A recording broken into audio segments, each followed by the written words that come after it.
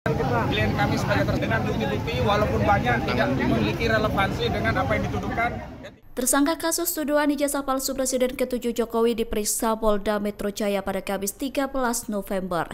Kuasa hukum Roy Suryo dan rekan-rekan Ahmad Hozinuddin mendesak penyidik untuk menunjukkan ijazah yang diklaim asli. Hozinuddin menilai ratusan bukti yang dikumpulkan penyidik sejauh ini tidak relevan dengan perkara yang menjerat kliennya. Sebab menurut Hozinuddin hanya ada satu bukti yang relevan, yakni ijazah asli Jokowi. Ia menilai seluruh barang bukti yang dihadirkan penyidik dalam kasus tuduhan ijazah palsu Jokowi hanya berasal dari pihak pelapor saja. Hozinuddin menilai penyidik tidak mempertimbangkan keterangan dari tersangka. Menurut Hozinuddin, jika bukti tidak ada relevansinya maka tidak bernilai. Sementara itu, dalam kesempatan yang sama, Koordinator Litigasi Petrus Celestianus juga menyoroti atensi penyidik terhadap bukti yang diajukan pihak Roy Suryo. Oleh karena itu, ia meminta penyidik untuk menghadirkan bukti yang benar-benar relevan agar bisa diuji secara langsung. Hari ini panggilan dari Polda Metro Jaya yang telah secara sepihak dan solid menetapkan klien kami sebagai tersangka dengan bukti-bukti walaupun banyak tidak memiliki relevansi dengan apa yang dituduhkan dan tidak pernah diketahui secara pasti apakah bukti itu bisa menguatkan tuduhan ada pencemaran, tuduhan ada menyerang kehormatan yang dilaporkan oleh saudara Joko Widodo. Walaupun ada 700 bukti, ada 130 saksi dan 22 ahli, itu semuanya versi penyidik. Kalau tidak ada relevansinya maka tidak bernilai. Saya ambil analogi untuk membuktikan seorang itu adalah perempuan, salah satunya dia head. Jadi kalau polisi menghadirkan 1000 Luna Maya, bukan Lucinta Luna ya, ada 100.000 Lucinta Luna, tetap tidak akan bisa membuktikan bahwa Lucinta Luna itu perempuan begitu ya, dia tetap laki-laki. Dan hari ini bukan 700 bukti yang kita tunggu, sebenarnya hanya cukup satu bukti, yakni selembar ijazah dari saudara Joko Widodo yang tidak pernah kunjung dihadirkan. Yang kedua, kami ingin tegaskan bahwa Polda Metro Jaya telah melakukan tindakan yang melanggar presumption of innocence, yakni saat pemanggilan telah secara jelas menyebutkan nama-nama klien kami tanpa menyebut inisial. Padahal awalnya sudah disebutkan secara inisial, tetapi saat pemanggilan yang menjelaskan 3 mekanisme baik dilakukan secara langsung, dikirim lewat WhatsApp dan lewat pos, itu secara tegas menyebut nama-nama. Kalau nama-nama itu muncul dari media, wajar. Tetapi kalau itu dari aparat penegak hukum, itu sama saja. Polda Metro Jaya telah melakukan apa yang disebut pelanggaran asas hukum, presumption of innocence.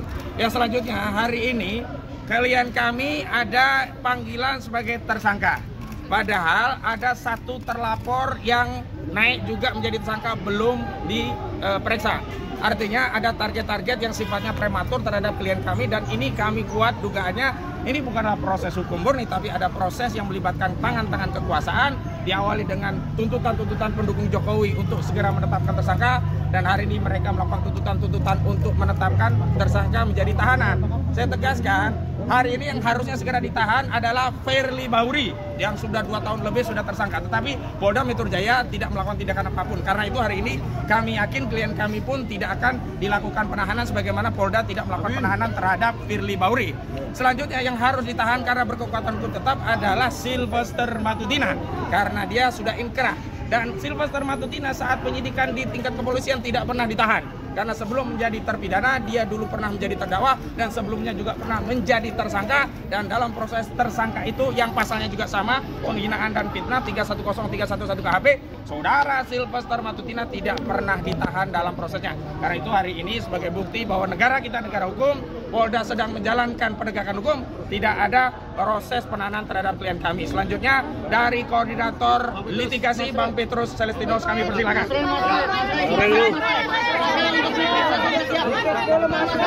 Bahwa hari ini pemeriksaan hari ini harus menjadi momentum penting terutama bagi penyidik, harus beri kesempatan seluas-luasnya kepada tersangka yang dipanggil untuk kita adu bukti, karena penyidik menyatakan bahwa mereka sudah punya ratusan bukti, ratusan saksi, puluhan ahli, sementara dari Mas Roy, Pak Rismo, dan mungkin juga Dr. Tifa masing-masing juga bawa bukti hari ini. Kita adu secara terbuka di dalam ruang pemeriksaan supaya ini tidak menjadi teka-teki, karena selama ini polisi hanya fokus kepada bukti-bukti yang dimiliki oleh pelapor yaitu Jokowi, sementara bukti-bukti yang menjadi kekuatan utama para tersangka ya Mas Roy, Pak Rismo, Dr. Tifa sama sekali belum disentuh oleh penyidik.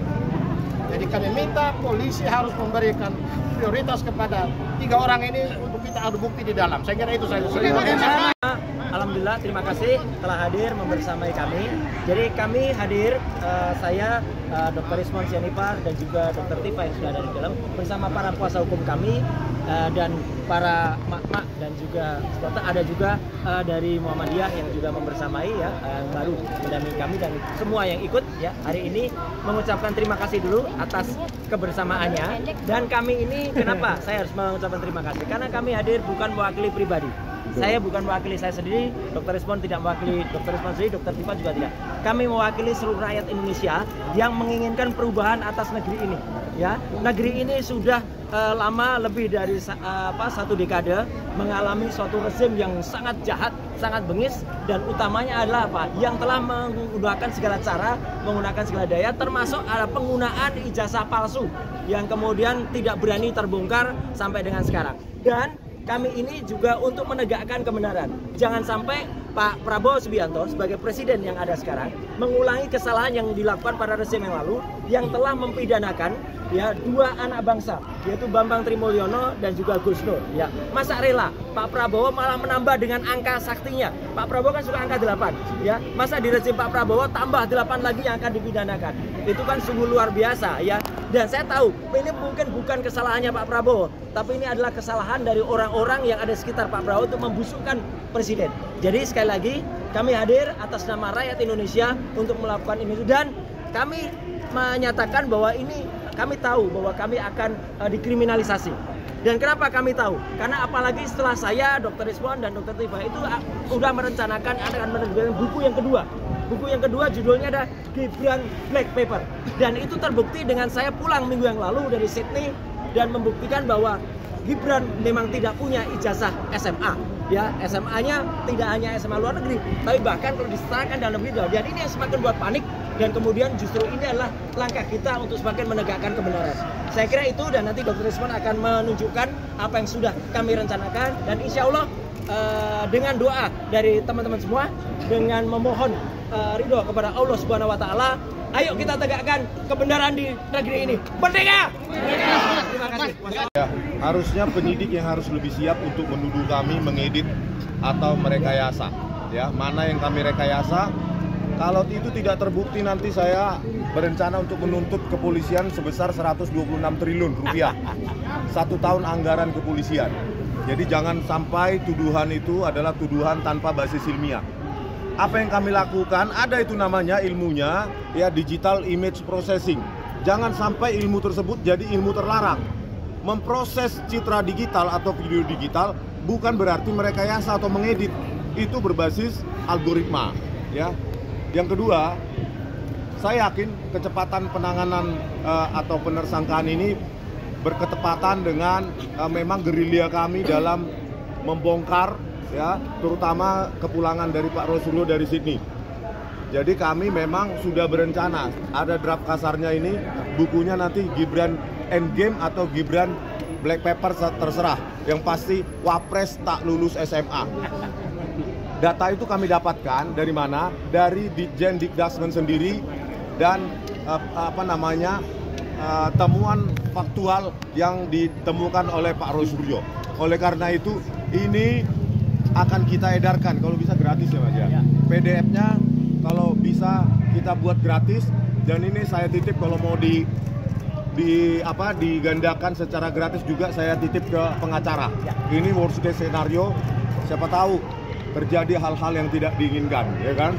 Oleh karena ini foto aja, fotokopi semua, atau saya bagikan nanti PDF gratisnya secara cuma-cuma untuk seluruh rakyat Indonesia, bahwa kita sayangnya negara sebesar ini memiliki wapres yang tidak pernah lulus SMA baik dalam maupun luar negeri, tidak pernah punya ijazah SMA baik dalam maupun luar negeri.